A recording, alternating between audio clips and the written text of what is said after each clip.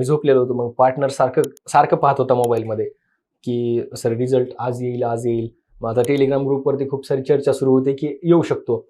म्हणलं आता काय दिवे लागलेत काय माहिती, म्हणलं आता गेलंय चांगलं तर म्हणलं आता आपल्याला काय. मी म्हणलं लागू दे बाबा म्हणलं काही पण.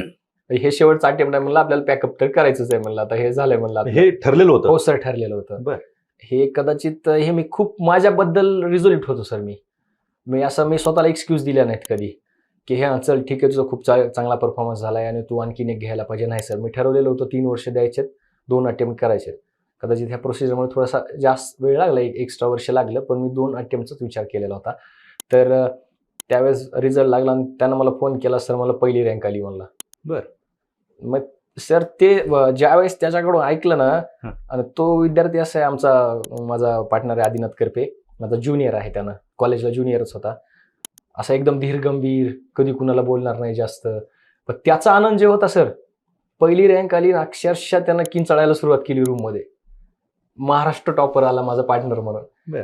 ती गोष्ट अशी होती सर, 3.5 वर्षामध्ये सर्व जेवढं ते मेहनत केली होती सगळी डोळ्याच्या पुढून गेली एकदमच, एका सेकंदामध्येच.